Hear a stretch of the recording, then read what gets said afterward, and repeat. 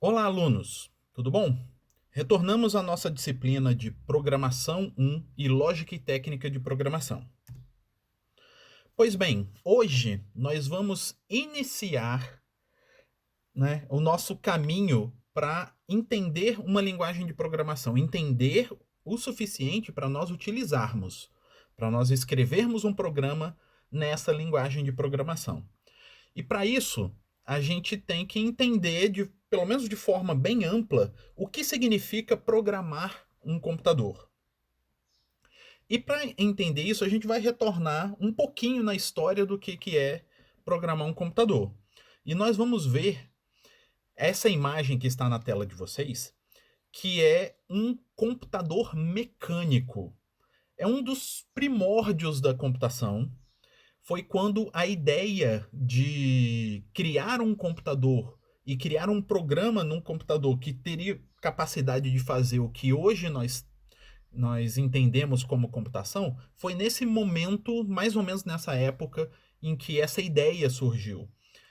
No final, esse computador que está aí na tela de vocês, ele não chegou a funcionar. Ele era um projeto deste cientista chamado Charles Babbage, que ele desenvolveu essa máquina que ele chama de máquina analítica. No fundo, era um computador mecânico que você conseguia programar, conseguiria fazer contas com ele, com essa máquina. Essa não foi a primeira máquina que ele fez, daí é um melhoramento de uma máquina anterior que o mesmo Charles Babbage fez, que era a máquina de diferenças, que era uma máquina que chegou a funcionar, fazia as suas contas, tinha o seu objetivo, e ao fazer essa máquina de diferenças, ele teve o vislumbre de fazer uma máquina mais elaborada, que foi essa daqui, que está na tela de vocês, mas que por problemas técnicos, por problemas de financiamento, várias questões envolvendo o desenvolvimento dessa máquina, ela não chegou ao, a chegar a um estágio de estar pronta, funcionando.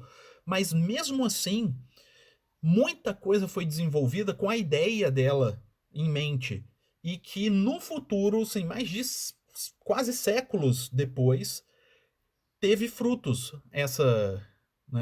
esses pensamentos. Então, mesmo essa máquina não tendo ficado pronta e funcionando, ela gerou frutos no futuro, que é o nosso passado.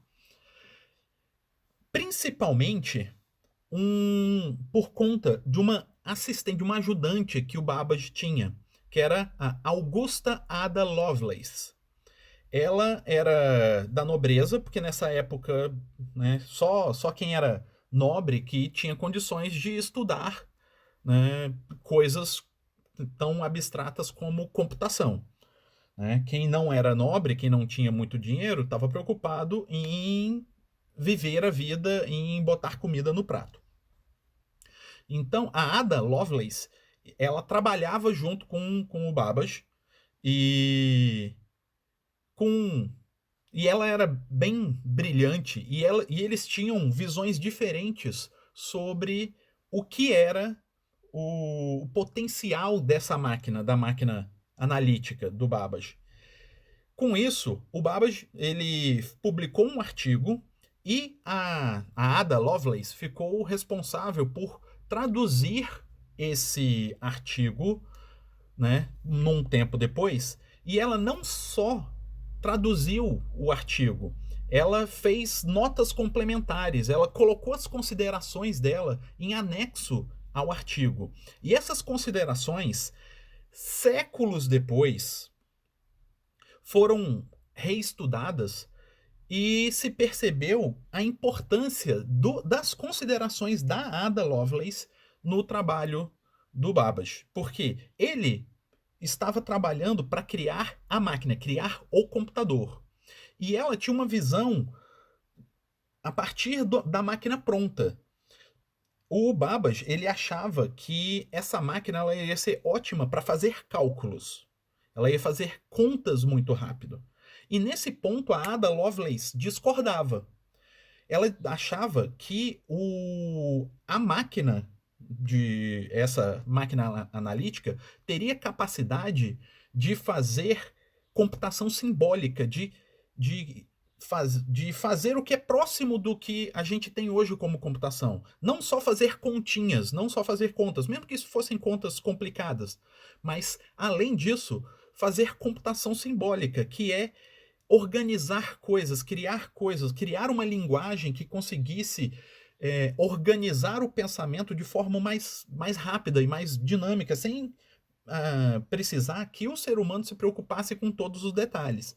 Então, recentemente, um artigo, que é esse que está na tela de vocês, descreve justamente esse dilema entre Lovelace e Babbage e as notas da Lovelace e a importância disso na computação de hoje. Então, eu tenho aqui esse trecho original em inglês traduzido numa tradução livre, eu que traduzi, então pode ter algumas diferenças, mas eu acho bem interessante. Então, a Augusta Ada Lovelace trabalhou com Charles Babbage para criar uma descrição da invenção não construída de Babbage, a máquina analítica, uma calculadora mecânica altamente avançada, muitas vezes considerada uma precursora dos computadores eletrônicos do século XX. As anotações de Ada Lovelace, descrevendo o mecanismo analítico, publicado em As Memórias Científicas de Taylor em 1843, continham uma descrição inovadora das possibilidades de programação da máquina, indo além de cálculos com números e se aproximando da computação no sentido mais amplo em que entendemos o termo hoje. Então, esse artigo, que é um artigo recente, ele está revisando o significado do artigo original da Ada de 1843. E nesse artigo, como está falando brevemente aí, ela continha as considerações de Ada sobre a máquina analítica e o potencial, e ela descrevia o potencial que ela achava que essa máquina tinha. E como que ela descrevia esse potencial? Ela escreveu lá o que poderia ser feito com essa máquina. E para descrever o que poderia ser feito com essa máquina, ela descreveu um algoritmo.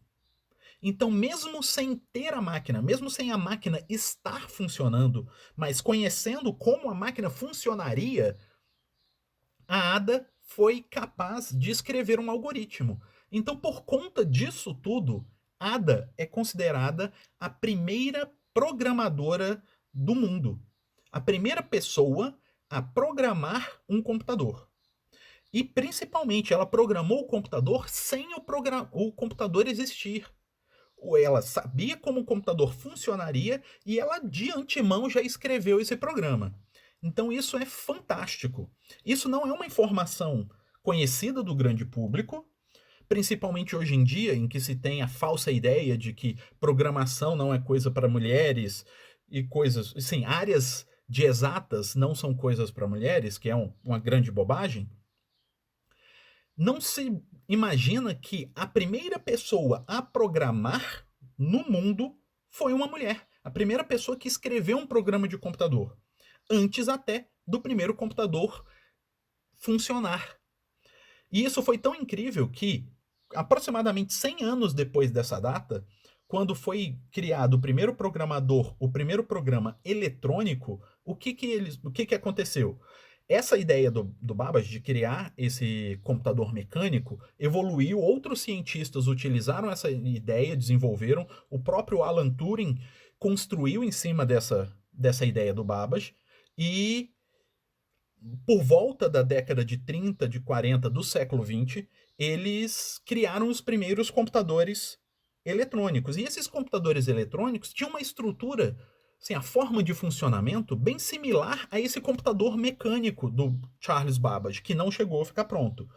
Mas os programas que a Ada Lovelace criou para o hipotético computador mecânico de Charles Babbage tinham uma semelhança absurda com os computadores eletrônicos, com os programas que rodavam nos computadores eletrônicos do século XX. Então, ela conseguiu programar num computador que só foi ser criado por quase 100 anos depois. Isso é fantástico. E apesar dela não ser conhecida, a Ada não ser conhecida no público geral, na área de computação, para quem estuda computação, ela é razoavelmente conhecida.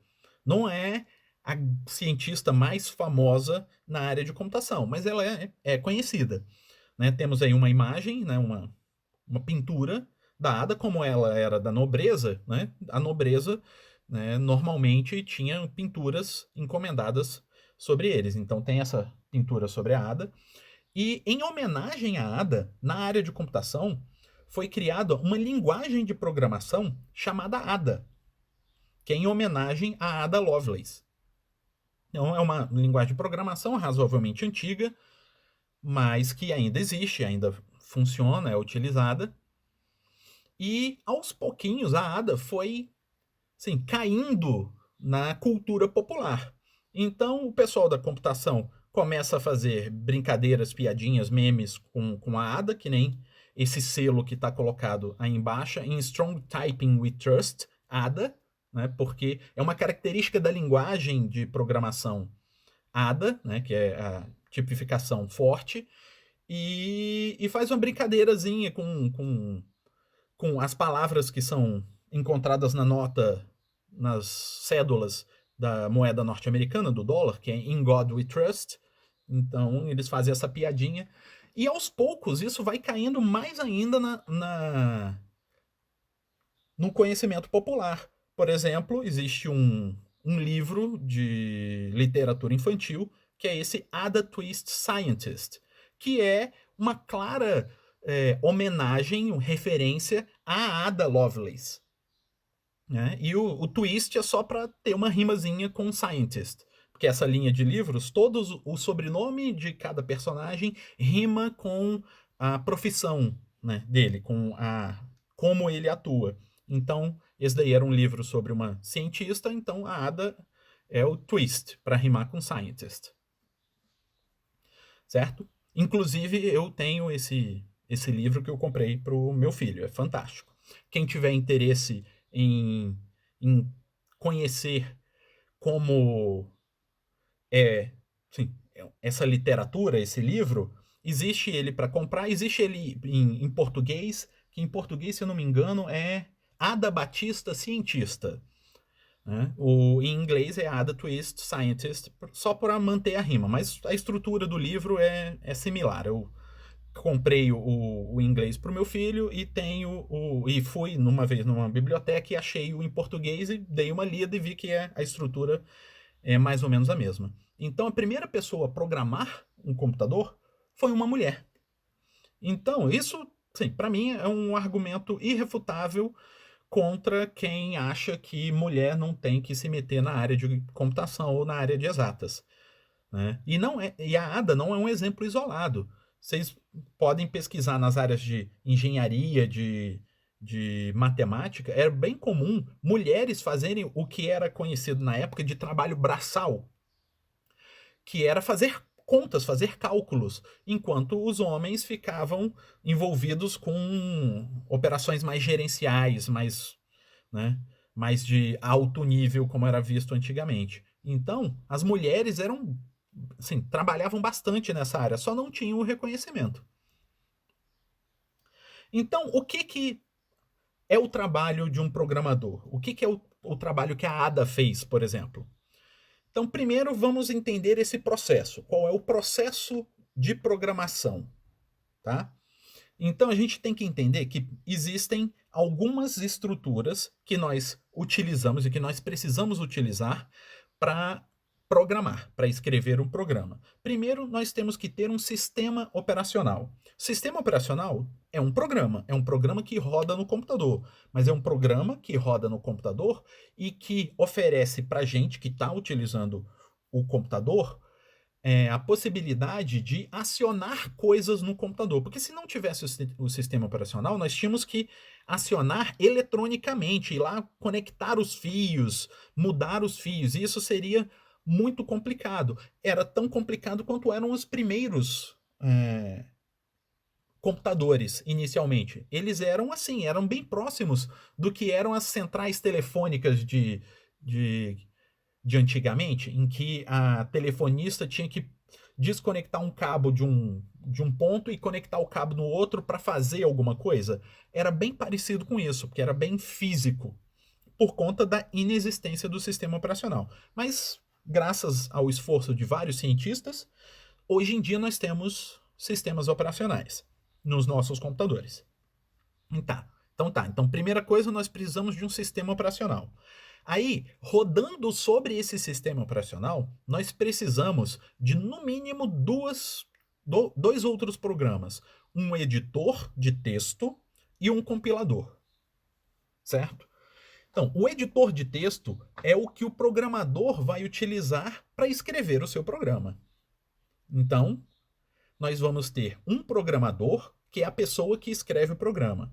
Ele vai interagir com o editor de texto, então ele vai acessar o editor de texto e vai escrever algumas coisas nesse editor de texto. E o resultado disso, o arquivo que ele gera, a gente chama de código-fonte. É um arquivo com as coisas que o programador escreveu nela. Então é um arquivo de texto simples, só que com códigos escritos nele. Isso é o processo que nós vamos fazer grande parte do tempo. Entender o que a gente deve escrever, como escrever, o que o computador vai entender, o que o computador não vai entender, de tal forma que o que a gente escreva faz com que o computador execute a operação que a gente quer que ele execute.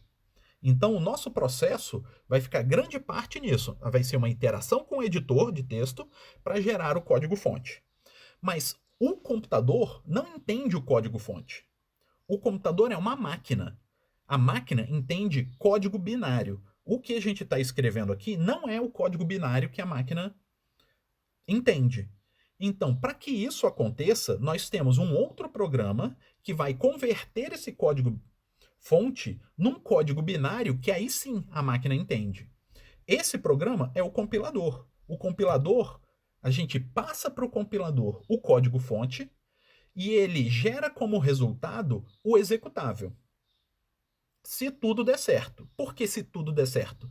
Porque se eu escrevi o meu código-fonte com algum erro, o compilador vai identificar, opa, isso não faz sentido, não sei o que é isso. Aí ele avisa pra gente que tem erro, ao invés de gerar um executável e o computador travar, por exemplo. Tá? Então esse é o objetivo do compilador, gerar o executável. Mas antes de gerar o executável, ele vai conferir todo o código-fonte para ver se o que está escrito ali faz sentido, se segue as regras da linguagem de programação. Aí a gente vai começar a entender que o editor é um editor de texto simples, geral, que serve para um monte de coisas. Serve para escrever código-fonte ou para escrever qualquer texto que você quiser. O compilador, ele vai compilar aquele código-fonte para gerar um executável. E o código-fonte pode estar escrito em várias linguagens diferentes. Então, o compilador, ele é específico para a linguagem. Então, se eu tenho um código-fonte que é escrito numa linguagem A, eu preciso passar esse código-fonte para o compilador da linguagem A. Se eu tiver um código-fonte de uma linguagem B, eu preciso passar para o compilador da linguagem B. Se eu tenho o código-fonte da linguagem C, eu tenho que passar para um compilador da linguagem C, porque o compilador vai entender o que está escrito ali, mas só se o código é da linguagem que ele entende. O compilador é meio como se fosse um tradutor. Ele não é exatamente um tradutor, porque ele faz mais do que meramente traduzir. Ele confere, ele corrige, ele acerta, ele melhora o nosso código. Então ele faz um pouco mais do que meramente traduzir. Mas, por uma visão inicial, a gente pode entendê-lo como se fosse um tradutor. Ele vai traduzir de um código-fonte escrito numa linguagem X e vai traduzir para binário, para um binário que o computador executa, que o computador entende. Então esse compilador, além de depender da linguagem em que o código-fonte está escrito, ele também depende de qual sistema operacional ele está rodando. Porque não existe apenas um sistema operacional no mundo, existem mais de um. Então, ele tem que saber o executável que eu vou gerar, ele tem que rodar em qual sistema operacional? Cada sistema operacional entende códigos diferentes. Então, ele tem que entender o código de uma linguagem X e converter para códigos binários que é entendido por um sistema operacional Y. Então, o compilador é específico para a linguagem X no sistema operacional Y. Se você tiver nesse ambiente gerando um código fonte da linguagem X e querendo compilá-lo para o sistema operacional Y, esse compilador vai fazer o serviço para você. Mas se você quer gerar um código da mesma linguagem X, mas para um sistema operacional Z, você tem que usar um outro compilador. O compilador que gera o código para linguagem, para o sistema operacional Z. Entendido? Então, o compilador é específico para isso. E depois que o executável foi gerado pelo compilador, esse executável já consegue rodar no sistema operacional. Perceberam que eu botei esse quadradinho do executável dentro dessa parte sombreada e tracejada, que é meio que uma extensão do sistema operacional? Porque esse executável consegue ser executado diretamente no sistema operacional. O código-fonte, ele não é executado diretamente no sistema operacional. Ele precisa do editor ou do compilador para ser executado, para ser utilizado.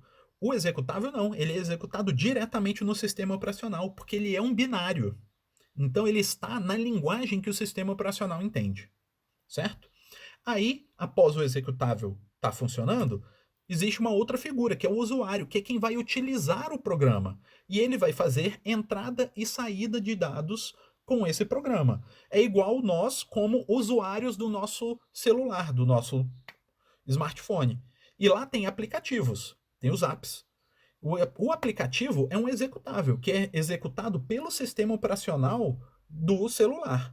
E nós, quando acessamos aquele aplicativo, nós somos nada mais do que usuários daquele executável. Alguém, bem lá atrás, foi o programador. Entrou num editor, gerou o código-fonte, compilou e gerou um executável que a gente baixou da App Store, que a gente utiliza para baixar os nossos aplicativos. E esse aplicativo foi baixado e instalado no nosso celular. Desse momento em diante, nós, como usuários, podemos utilizá-lo, passando entrada e saída, entrando dados da nossa conta, informações e recebendo a resposta do aplicativo. Então, esse é o processo. Esse é o grande processo de programação. Então, a gente, como programador, acessa um editor para gerar o código-fonte, passa esse código-fonte para o compilador para gerar o executável. Após o executável, o usuário pode fazer uso desse executável, dando entrada e saída dos dados para ele. Então, só relembrando lá o caso da Ada Lovelace, ela, como programadora, ela fez algo parecido com isso. Parecido, só que mais complicado do que isso. Porque na época que ela fez, primeiro, a máquina não existia, era uma máquina hipotética, eles estavam tentando construir a máquina, então a máquina não existia de verdade. Mas pior do que isso, não existia a máquina e não existia programa nenhum, então não existia o sistema operacional. Então ela, para escrever o programa executável, ela teve que escrever diretamente na linguagem da máquina. Ela não tinha um editor e não tinha um compilador para fazer isso para ela. Então ela tinha que escrever diretamente o código executável para que isso fosse um programa da máquina. E era isso que foi isso que eles fizeram. Ela escrevia o código que era necessário para aquela máquina fazer a operação que ela queria. E isso é fantástico. Sim, hoje em dia, pouquíssimas pessoas trabalham dessa forma, porque é muito complicado. E nós temos editores, compiladores, sistemas operacionais para acelerar isso. Mas ainda existem pessoas que sabem fazer isso. Mas elas não fazem porque não vale a pena. Né? É um trabalho absurdo. E a Ada Lovelace fez isso há mais de um século atrás, quase um século e meio atrás. Então, merece muito o meu respeito. Então, beleza. Então, esse é o processo de criação de um programa. o processo de programação. E a gente consegue enxergar que ele é separado em 3 grandes etapas. A primeira etapa, que é o que a gente chama de tempo de programação, que é o momento em que o programador está interagindo com o editor de texto para gerar o código-fonte. Essa é a etapa de programação, que está sombreada em verde aí na esquerda da tela de vocês. Então esse é o primeiro momento, que é o momento de programação. Depois vem um outro momento, que é o momento de compilação, que é quando a gente vai passar o código-fonte para o compilador para que ele gere o executável.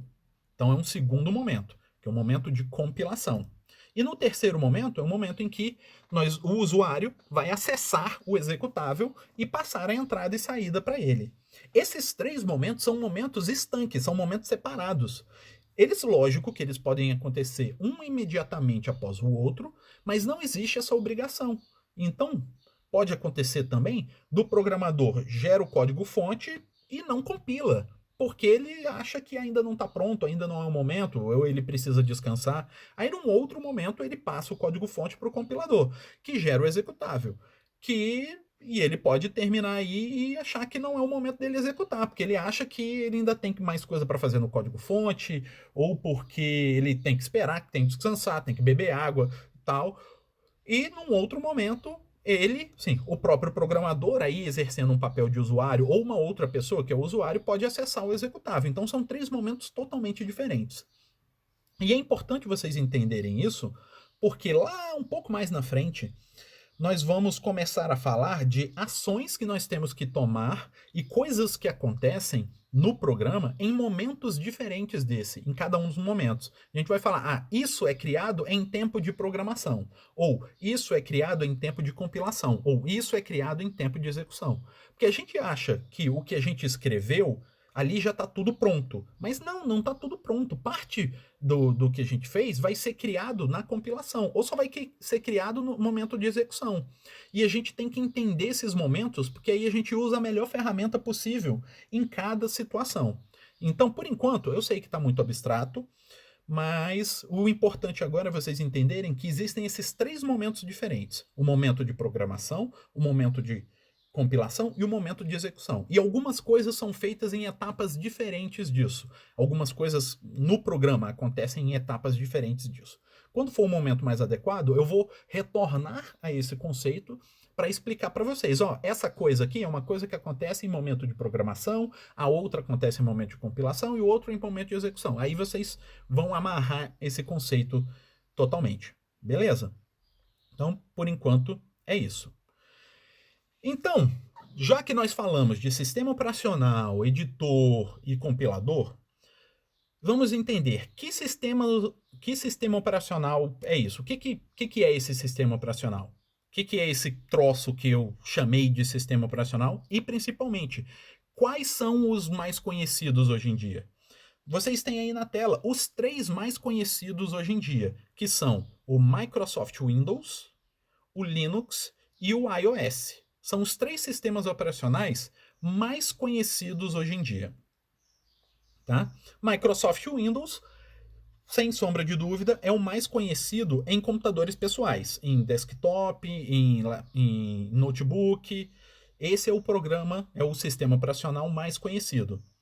O Linux é o segundo mais conhecido, só que ele é bem utilizado para servidores, para máquinas maiores. E o iOS, que é o sistema operacional da Apple. Então, quem tem grana suficiente para ter um Mac, para ter um computador da Apple, o sistema operacional que roda neles é o iOS. Certo? Então, esses são os 3 sistemas operacionais mais comuns hoje em dia. E o que o sistema operacional faz? Ele nos dá acesso às funções do computador. Nós como usuários, só conseguimos utilizar a potência, as funções que o computador nos oferece, porque o sistema operacional está lá para fazer essa interface com a gente. Ele nos mostra e nos oferece caminhos para utilizar essas funcionalidades do computador. Então, um computador sem sistema operacional para usuários não serve de nada.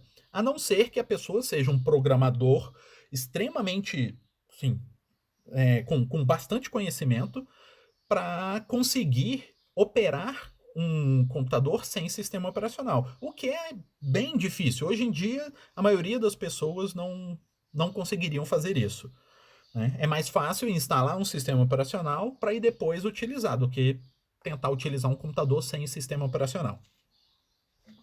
Certo? Então, o Windows, Linux e o iOS são sistemas operacionais de um computador. E vocês podem, alguns de vocês está se pensando, mas professor, você falou o exemplo aí de eu utilizar um aplicativo no celular. Eu também preciso de um sistema operacional no meu celular para utilizar o aplicativo? Com certeza. E quais são esses aplicativos, esses sistemas operacionais? Normalmente se fala de dois. Se fala do Android e do iOS. Então, são dois sistemas operacionais para celular que são conhecidos, que é o Android e o iOS. Mas, professor, então por que você não botou o Android aí nessa lista? Porque, no fundo, o Android é Linux. O Android, que roda no celular de todo mundo que tem celular Android, é um sistema operacional Linux, é uma versão do Linux. Porque Linux não é proprietário, não é que nem o Microsoft, que tem uma empresa que é dona do Windows.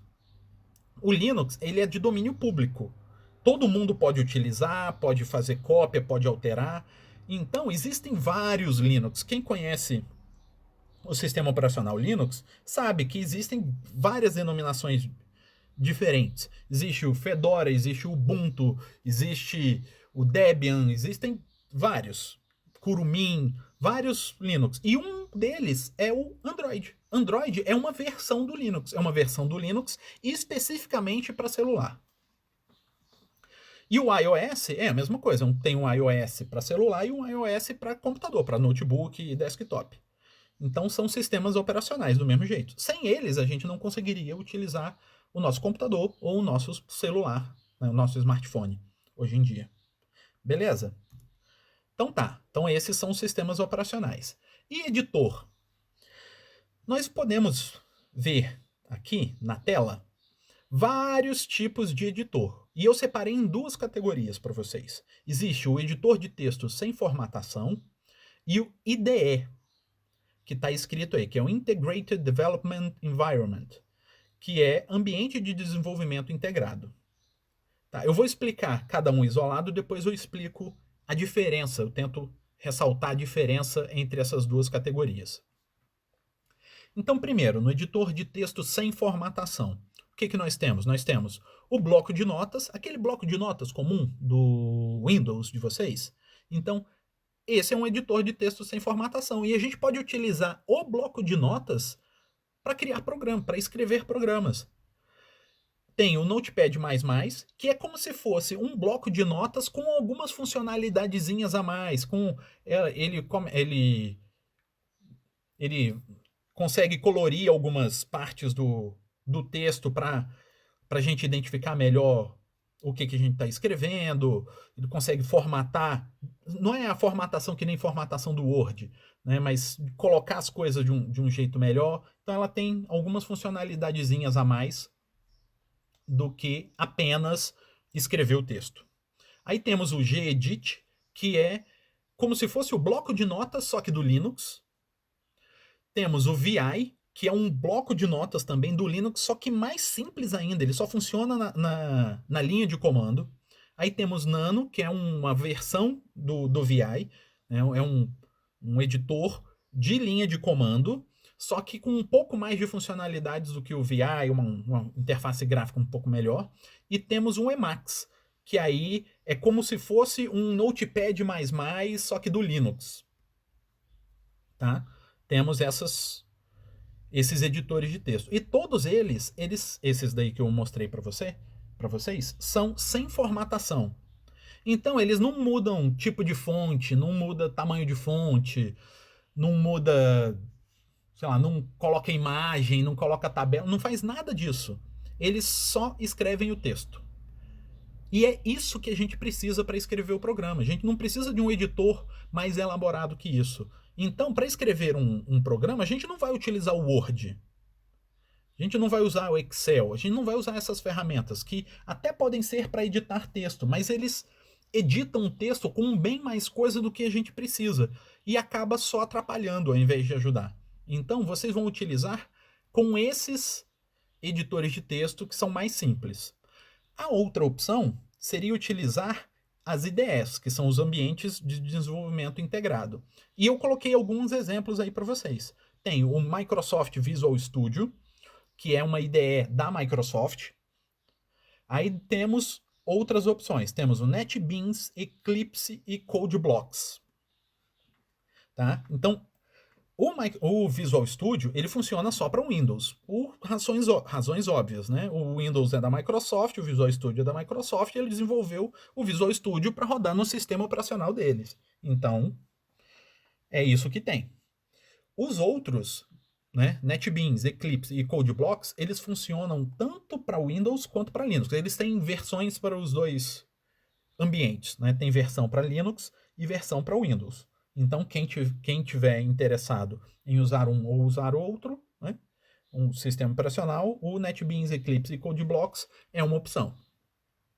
E hoje em dia, eu descobri recentemente, o que me pareceu muito útil, existem IDEs na internet, online, como se fosse um aplicativo na nuvem. Você acessa a URL, acessa o site e na tela aparece um lugar para você escrever o código e um lugar para você já compilar o código, que é, né, essa estrutura de IDE, que é bem útil. Então eu coloquei esses dois aí que eu avaliei e achei interessantes. E para falar a verdade, este que está em negrito é o que eu recomendo que a gente utilize na nossa disciplina esse semestre. Por quê? Aí vocês não precisam instalar um editor ou um compilador no programa no computador de vocês e vocês conseguem utilizar, escrever programas e compilar programas direto do computador, basta com que vocês tenham acesso à internet. E como tudo vai ser online, a nossa disciplina vai ser online, então isso não vai ser nenhum transtorno a mais, né? Nenhum transtorno além do normal, porque vocês já vão ter que ter, né, acesso à internet para acessar a disciplina. Então, a minha recomendação vai ser esse daí. Então, agora vamos tentar entender qual é a diferença que existe entre um editor de texto sem formatação e uma IDE. O editor de texto, ele só edita.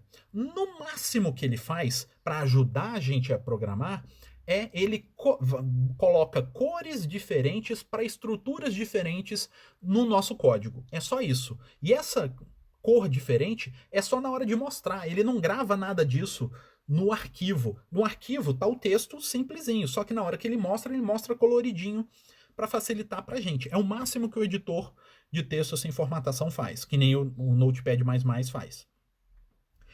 A IDE, ele já é um ambiente que tem mais funcionalidades voltadas para a programação. Então, ele tem um editor, ele tem como editar, mas ele também tem integrado com ele ou um compilador ou acesso direto ao compilador. Então, dentro da IDE, você vai conseguir tipicamente apertar um botãozinho do tipo executa. E ele já vai compilar o programa que você escreveu e executar ele numa outra telinha do lado. Uma IDE faz isso. O editor de texto não. O editor só está, né, interessado que você escreva. Você escreveu? Beleza. Ah, mas agora eu preciso compilar. Então agora você sai do editor e vai para o compilador compilar. Então são duas coisas diferentes. A IDE, ela meio que junta tanto o editor quanto o compilador. E em cima disso, ele põe algumas funcionalidades a mais. E essas funcionalidades a mais depende de qual IDE você tem. Algumas vão ter mais funcionalidades, outras menos. Uma é mais simples, outra mais complexa. Mas essa é a característica da IDE. Ela tem um editor, uma forma de compilar e funcionalidades que aceleram ou que beneficiem o programador no seu trabalho. Por exemplo, ele vai colorir o texto para ajudar nosso entendimento. Normalmente ele tem autocompletar. Você começa a escrever uma frase, ele já completa com o que pode ser a opção que você quer escrever. Ele tem forma de corrigir erro, né? Alguns, não todos, algumas ideias têm forma de corrigir erro no programa. Ele já identifica para você se alguma coisa pode estar errada antes de você compilar. Ela cria projeto, que o projeto é como organizar para caso você queira criar um programa que tenha vários arquivos, né, de vários código-fonte diferentes. Então ele já organiza para você. Então tudo isso pode ser feito pela IDE, certo? Essa que eu destaquei para vocês, que é uma IDE na internet, é uma IDE bem simples. Então ela vai fazer pouquíssima coisa, o que pra gente eu acho que é importante, é interessante, porque senão, quanto mais coisa a gente inserir nesse início, maior vai ser a chance de vocês se confundirem, se distraírem, entenderem errado. Então no início é melhor a gente, né, pegar, assim, tentar entender o mínimo necessário para a gente programar. Aí depois da disciplina de programação 1, se vocês quiserem entender um pouco mais, aí sim tem um monte de coisa a mais que vocês podem entender. Mas nesse momento, né, eu vou tentar oferecer para vocês o mínimo necessário para que vocês entendam programar sem se distrair, sem se confundir com coisas que não são obrigatoriamente necessárias nesse momento. Certo? Então tá. Esses são os editores que nós temos. E compiladores? Então, novamente, temos um compilador, que é esse GCC, que é o compilador mais famoso, mais utilizado do Linux. Então, quem utiliza Linux, normalmente utiliza o GCC para a linguagem C, que é a linguagem que a gente vai utilizar. Principalmente porque ele já vem no Linux.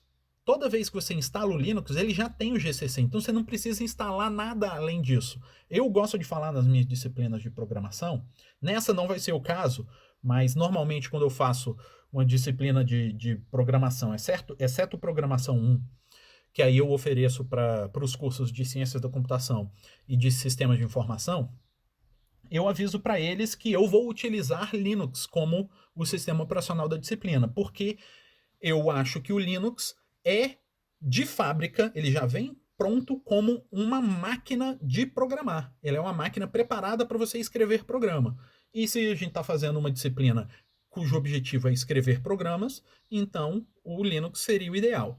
Então, no Linux ele vem com GCC, que é o que é mais utilizado. No Windows, o Windows não é uma máquina de programação. Ela não é uma máquina desenvolvida, não é um sistema operacional desenvolvido para você programar. Ele é desenvolvido para você utilizar. Então, se você quiser programar, você vai ter que instalar programas a mais para que você consiga programar. Editores vai ter, porque o editor não serve apenas para programar, ele serve para escrever texto. Então, o editor tem. O que falta é um compilador. Então, o que você vai ter que instalar? Ou você instala o Microsoft Visual Studio, que é uma IDE, e como IDE ele já tem, com essa IDE ela já tem o compilador junto com ela, então se você quiser, você instala o Visual Studio, e aí sim você vai conseguir criar programas e compilar programas. Ou tem umas outras opções, tipo esse MinGW e o DevC++. São dois compiladores, aí eles são especificamente compiladores, não são IDEs, que você pode utilizar. Então, lá no Eclipse, no NetBeans ou no CodeBlocks, você pode instalar o Eclipse, NetBeans ou CodeBlocks e falar para ele compilar usando o MinGW ou o DevC++, dependendo do compilador que você utilizar. Certo? E esses dois links aí são daquelas ideias online que eu mostrei para vocês. Que a grande vantagem é que, como é online, a gente não precisa instalar. Por isso que eu recomendei essas últimas para vocês, para que vocês conseguissem programar num computador Windows sem precisar instalar nada. Então essa é a grande vantagem, por isso que eu indiquei isso para vocês, certo? Então todos esses são compiladores de linguagem C, que é a linguagem que nós vamos utilizar, certo? Então, aqui na tela de vocês, nós temos, eu estou mostrando aí, o exemplo de um programa escrito em linguagem C. Mas, por enquanto, eu não estou interessado em que vocês entendam o que esse programa está fazendo, o que esse programa faz. É só um exemplo para eu ilustrar para vocês. Esse programa ele está aberto no editor de texto, no bloco de notas do Windows. Então ele está visto desse jeito. É assim que a gente vai ver o nosso programa normalmente, se a gente abrir no bloco de notas. Então lá em cima a gente vai ver o nome do arquivo, aí o arquivo está somatório.c, esse ponto C é para eu identificar, eu como usuário identificar que é um arquivo em C. né? Ele poderia ser somatório.txt, porque é um arquivo TXT, é um arquivo de texto simples. Só que, botando .txt, eu posso confundir, esquecer que é o meu código-fonte, então eu coloco .c, que tanto o sistema operacional, quanto o editor de texto, quanto o compilador, eles já vão saber que é um código-fonte em C, certo? Então é assim que a gente vai ver esse arquivo. Aí, professor, alguém pode estar se perguntando, mas professor, eu não posso mesmo escrever um programa em Word? Porque o Word é um editor de texto. Todo mundo fala que o Word é um editor de texto. Sim, o Word é um editor de texto. Mas ele é um editor de texto formatado. Então ele tem formatação junto com ele. Ele não é um texto simples, o texto puro. Ah, professor, mas eu posso, olha aqui, eu posso fazer isso e escrever assim, o mesmo programa que estava escrito lá no editor de texto, lá no bloco de notas, eu escrevo assim. Sim, você pode escrever exatamente a mesma coisa. Ele vai aparecer assim na tela. Mas a pergunta não é o que vai aparecer na tela, é o que estará no arquivo. Porque o compilador, ele vai pegar o que está no arquivo. Então, se nós pegarmos esse cara aqui e salvar como somatório.doc, e abrirmos no editor de texto, ele vai estar assim.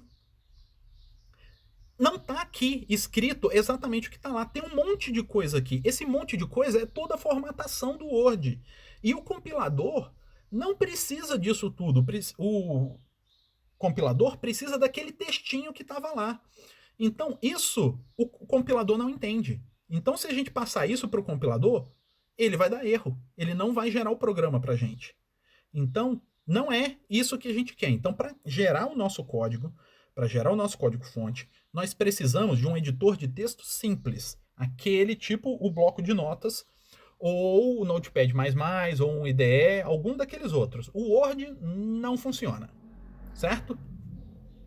Então, beleza. E quando eu gero o meu programa, como que fica o meu programa? Ele é um executável. Mas se por curiosidade eu quiser abri-lo no bloco de notas para entender como que é o arquivo, vai ser isso daí que vocês vão ver. O que vocês estão vendo? Um monte de símbolozinho estranho e, né, nada faz muito sentido. Por quê? Isso está em binário. Isso está escrito não para a gente entender, mas para o computador entender. O que está escrito aí, o computador consegue entender e fazer e executar sem precisar ser traduzido para nada. Então, isso daí é a linguagem do computador.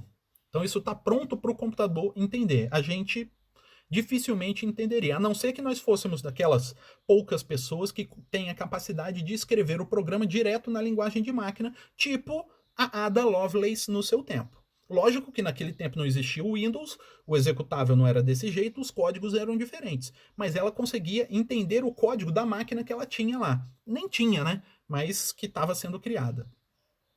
Beleza? Então tá. Então esse é o executável. E se eu quiser escrever aquele programa, por exemplo, no bloco no Notepad++, que é esse que eu falei que dá uma destacada, ele está aí na tela. Tá vendo que tem trechos do código que estão em cores diferentes? Essas cores não estão gravadas no arquivo, ele só põe a cor diferente na hora de mostrar para mim, o que mais para frente vocês vão perceber facilita o meu entendimento, facilita a minha programação.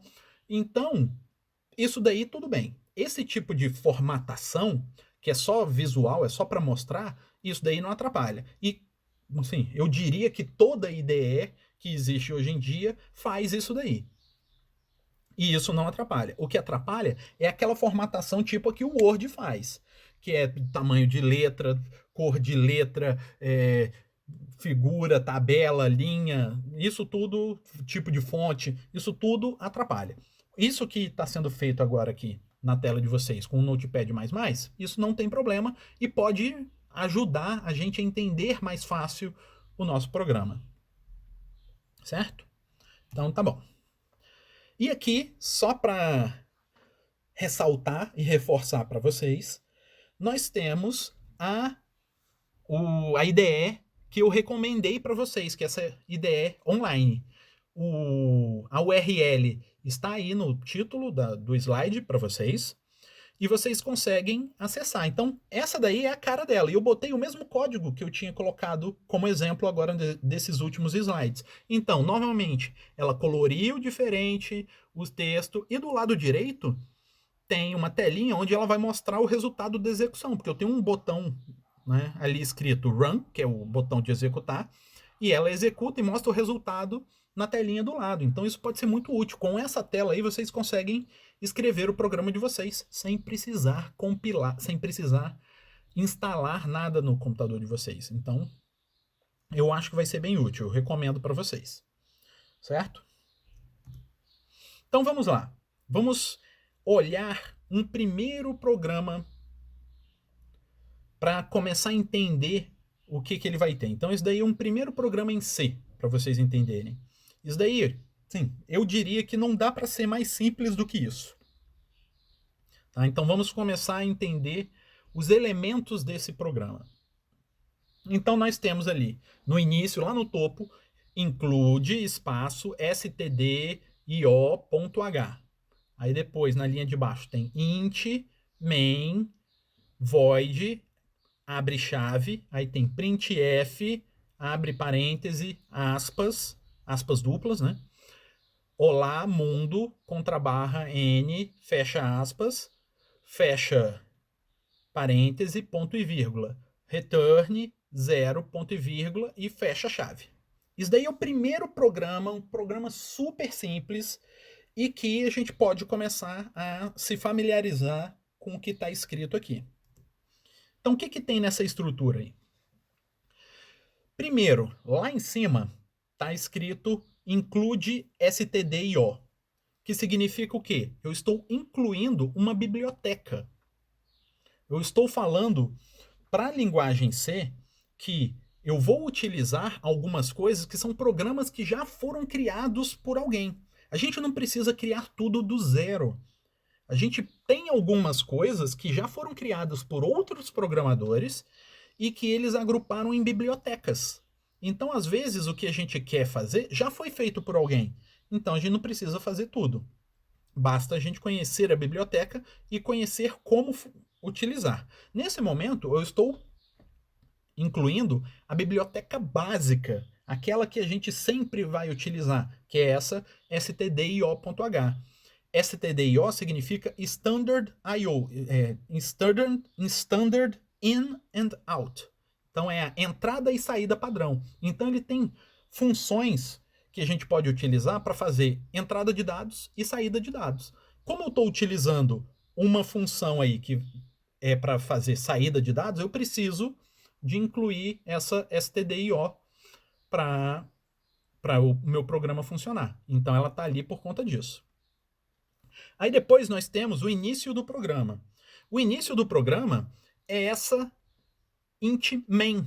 Então o main significa o início do programa. Sempre em C o programa começa pela main. Todo programa em C tem que ter main e o programa sempre inicia pela main. É a forma como o C é organizado para ele funcionar como programa num sistema operacional. Então, ele vai começar pela main, sempre. Certo? E à esquerda da main tem esse int. Esse int é um tipo de dados, que significa que é um inteiro. E ele é o tipo de retorno. Isso significa que essa main vai retornar um inteiro quando ela terminar. Vai retornar para quem? Para o sistema operacional. O sistema operacional que vai executar o nosso programa. Então, quando o nosso programa terminar, o nosso programa vai retornar para o sistema operacional um número inteiro. Certo? E por isso que está descrito ali int, que ele vai retornar. Aí, no final dessa linha, na direita, nós temos um abre parênteses, um abre chaves, que é o início de um bloco. Então, as chaves no C, eles servem para criar blocos. Então, esse bloco inicia aí nesse abre chave e termina no fecha chave, lá no finalzinho, na última linha. Então, isso que está delimitado por abre chave e fecha chave é um bloco. É o bloco que é o bloco da main. Então, quando eu criei int main void, eu estou falando que aqui começa o meu programa. E onde está o conteúdo do programa? Está dentro do bloco seguinte. Então, tudo que está entre o abre-chave e o fecha-chave é o bloco da main. Quando nós formos escrever programas mais complicados, vocês vão ver que vão ter mais blocos dentro de blocos, mas quando for o momento eu explico para vocês. E na linha de baixo nós temos um printf, abre parêntese, aspas dupla, olá mundo, contra barra n, aspas duplas, fecha parêntese, ponto e vírgula. Então, essa linha é uma linha de saída de dados. Esse printf é uma função que está dentro da stdio, né, dentro daquela biblioteca que a gente utilizou, que faz essa saída de dados para a gente. A gente só precisa escrever entre parênteses qual é o texto que eu quero escrever. E ele vai imprimir isso na tela. Então, essa linha vai imprimir Olá Mundo na tela. E esse contrabarra N, que está ali no final, é só para pular a linha. Para ele não continuar escrevendo tudo na mesma linha. Eu quero pular a linha e ir para a linha de baixo. Então esse contrabarra N é para ir para a linha de baixo. E na linha abaixo do printf nós temos o return 0, que é para eu sair do programa. Eu estou falando, sair do programa. E como o meu programa espera retornar um inteiro, eu estou passando um inteiro para ele, 0. 0 é um valor inteiro, então quando ele sair desse programa, ele vai retornar 0 para o sistema operacional, que vai estar, que foi quem executou o programa para a gente. A gente mandou o sistema operacional executar esse programa, quando ele termina, ele retorna 0 para o sistema operacional. Perfeito? Então, isso daqui é uma estrutura bem simples, um programa mais simples que isso eu desconheço. Então vamos voltar para um programa um pouco mais elaborado, que é aquele que eu utilizei no exemplo, alguns slides anteriores. Esse programa aqui. Ele tem um pouco mais de coisa, mas ele ainda não é absurdamente complicado. Mas já dá para a gente começar a entender algumas estruturas que a gente vai ter. Então, primeiro, inclusão de bibliotecas. Nesse caso, eu não tenho só a stdio, eu tenho duas bibliotecas. Eu tenho a stdio e eu tenho a stdlib. Eu vou precisar, nesse programa da stdlib, porque eu vou usar uma funçãozinha ali embaixo que é da stdlib, por isso que eu coloquei ela. Aí depois, início do programa. Lembram que eu falei que todo programa tem que ter uma main? Todo programa em C tem que ter uma main? Então, início do programa, eu tenho a minha main ali. A estrutura da main está meio diferente. Né? Eu tenho int main, aí eu não tenho void em seguida. Por enquanto, não se preocupem com isso. Dá para ter variações diferentes disso daí. Talvez lá na frente eu explique para vocês, mas por enquanto, não se preocupem com isso. Tá? Na linha de baixo dessa linha que está escrito main, eu tenho declaração de variáveis, nas duas linhas abaixo, na verdade. Eu tenho declaração de variáveis. Então eu declarei n e i. São duas variáveis que eu tenho o tipo dela, int. Então são duas variáveis do tipo inteiro. Então, uma chamada n e uma chamada i. Na linha de baixo, eu tenho outras duas variáveis chamadas x e r, que são do tipo float, que são números reais. Então, no inteiro, eu só consigo colocar números inteiros, 1, 2, 3, ou menos 1, menos 2, menos 3. No float, eu consigo colocar números reais também. Então, eu consigo colocar 0,5, 0,1, 0,7, menos 1,3. E eu consigo colocar inteiros também, 1, 2, 3, menos 1, menos 2, menos 3. Tá? Mas no inteiro, eu consigo colocar só números inteiros.